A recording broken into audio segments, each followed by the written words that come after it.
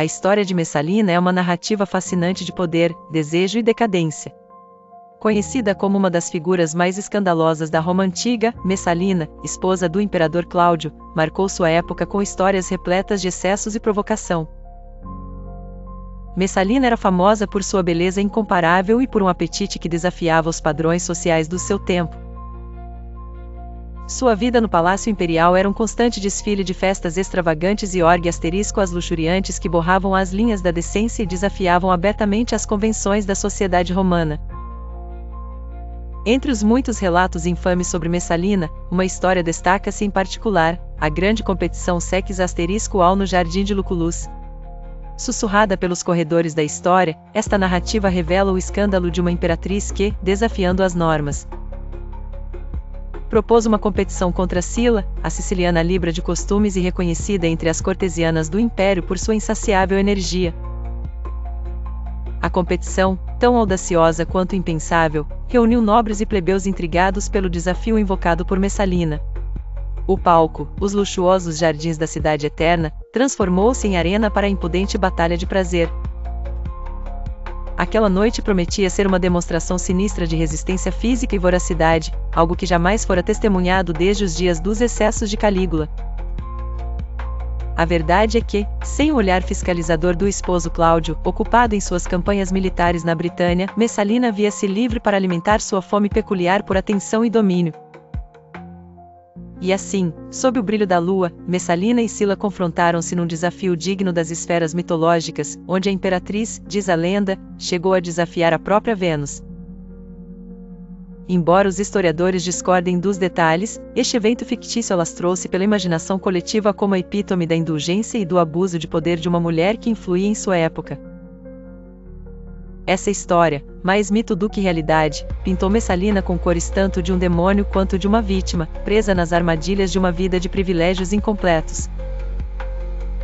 Naquele tempo, a sociedade romana estava dividida entre o fascínio pelas façanhas de Messalina e a moralidade pública.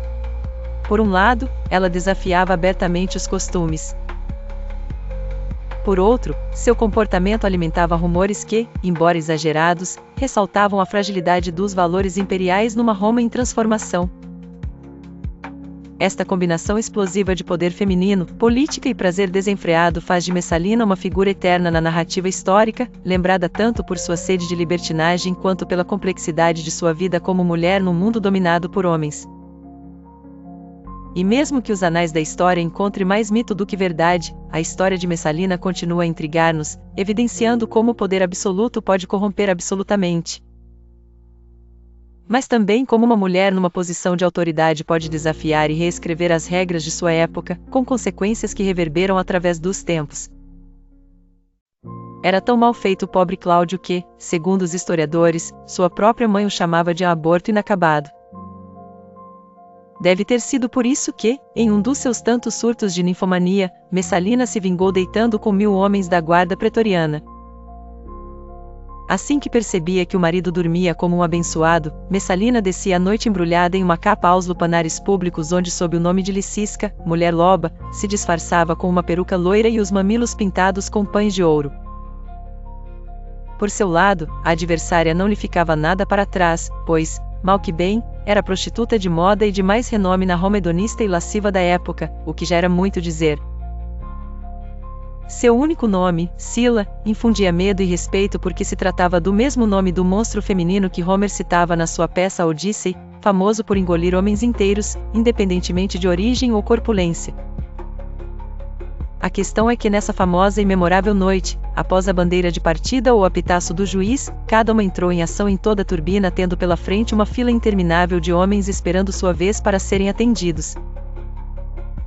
No entanto, à medida que a noite avançava no meio do flagor da batalha sexual dessas duas ninfas, as ancas de Sila começaram a fraquejar e perder folha até que ela, exausta, jogou a toalha quando mal contava 25 homens no marcador.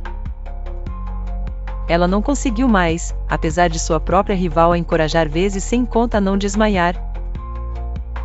Isto está apenas começando, deve ter gritado Messalina, no meio das suas convulsões e espasmos de prazer, da cama ao lado.